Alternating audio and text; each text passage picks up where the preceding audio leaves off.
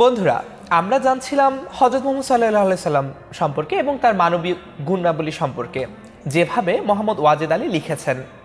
আজকে আমরা দেখব অত্যাচারের পরে যখন একসময় তিনি তার স্বভূমিতে, মাতৃভূমিতে আবার ফিরলেন একেবারে জয়ীর বেশে, অর্থাৎ যুদ্ধ জয়ের পরে, তখন তিনি পরাজিত শক্তির প্রতি কীরকম আচরণ করেছিলেন।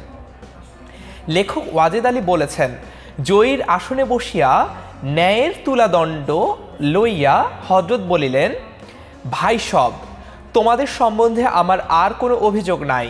আজ তোমরা সবাই স্বাধীন, সবাই মুক্ত।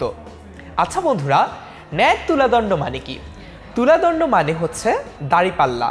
অর্থাৎ তোমরা কখনো কি দেখেছ যে দাড়িপাল্লার মাঝে একটা কাঁটা থাকে, কাঁটাটা এরকম সোজা অবস্থায় থাকে, দাড়িপাল্লার যে পাল্লাটি হেলে থাকে কাঁটাটি সেদিকে হেলে থাকে।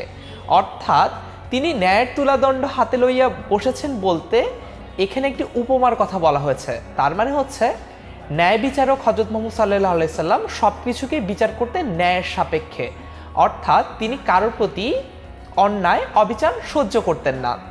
তিনি বলেছেন, জয়ীর আসনে বসিয়া ন্যায়ের তুলাদণ্ড হাতে লইয়া হযরত বলিলেন, ভাই সব, তোমাদের সম্বন্ধে আমার আর কোনো অভিযোগ নাই। তার মানে হচ্ছে হযরত মুহাম্মদ সাল্লাল্লাহু আলাইহি সাল্লামের প্রতি তারা যে সকল নির্যাতন চালিয়েছিল, হযরত মুহাম্মদ সাল্লাল্লাহু আলাইহি সাল্লাম যুদ্ধে বিজয়ী হওয়ার পরেও তিনি কিন্তু তার কোনো প্রতিশোধ নেননি, বরঞ্চ তিনি সবাইকেই ক্ষমা করে দিয়েছিলেন।